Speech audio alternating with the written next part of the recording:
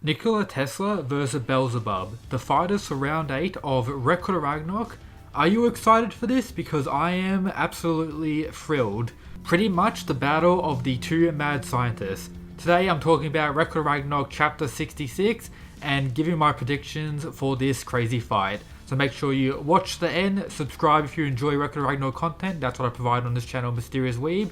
Let's get into it. We get some implications of why Beelzebub chose to fight in round 8.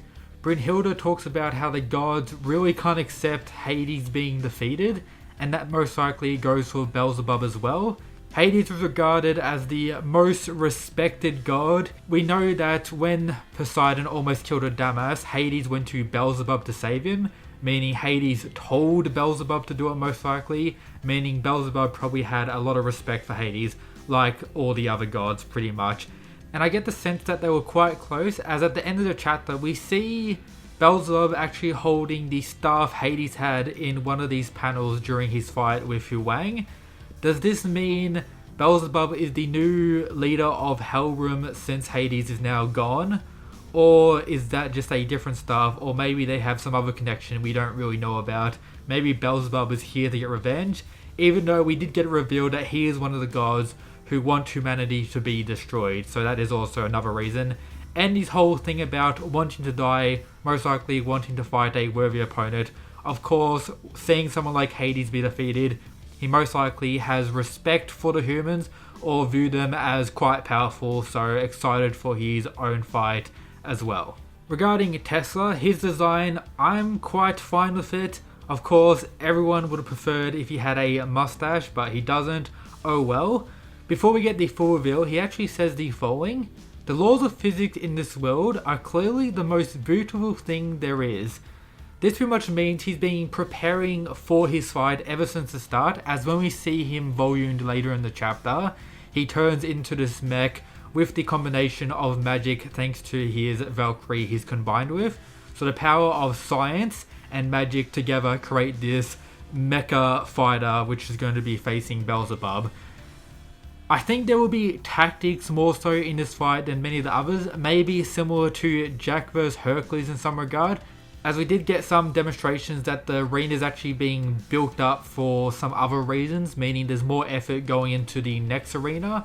Due to us seeing a demon in the building panel a few chapters ago, I think it will be more of a Beelzebub-like arena rather than like London for Jack or something Tesla could use. Regardless, I think there will be a lot of tactics in this fight, considering both of them scientists, both of them super gigabrain stuff. The few panels we got of his volumed was actually probably the most badass and best we've gotten in the whole series, if I'm being honest. Very cool stuff. And what he says when it's complete is very badass. Time has come for science to surpass God as he smashes his two crazy things together. This is most likely what he's been preparing for, understanding the physics of this new world and then using the magic of the volume to actually create this battle suit for him to fight with. It's actually called Super Automation B.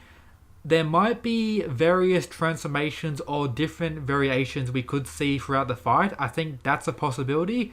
This may be like the offensive/defensive hybrid. There may be like a defensive form or like a full attacking form.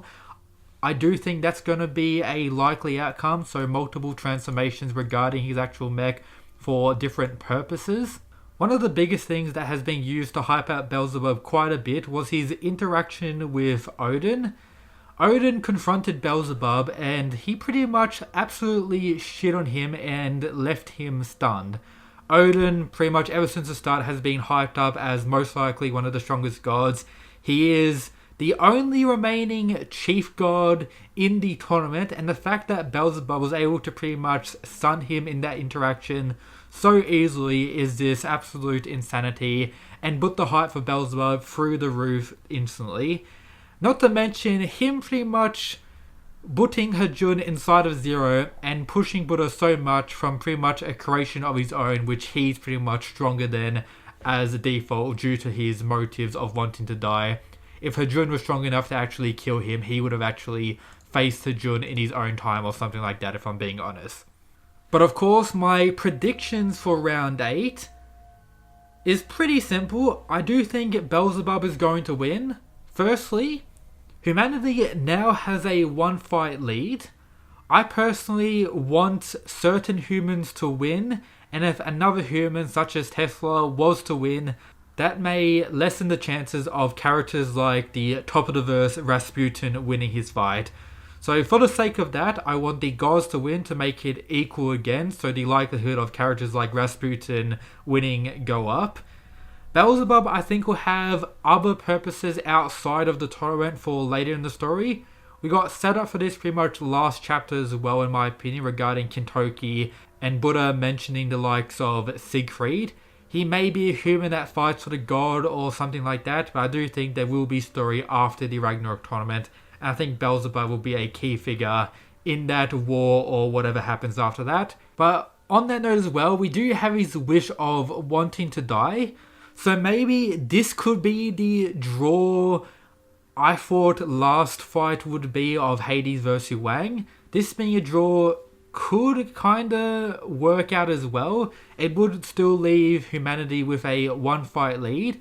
And due to Tesla most likely having a lot of prep time for this fight, as he's been working hard, we see all the other scientists, people like that, pretty much fainting from exhaustion while he's still on his absolute grind. Maybe due to all that prep time, he's gonna be able to force a draw against someone like Beelzebub, who may be portrayed as someone much stronger than him. That could be some insanity.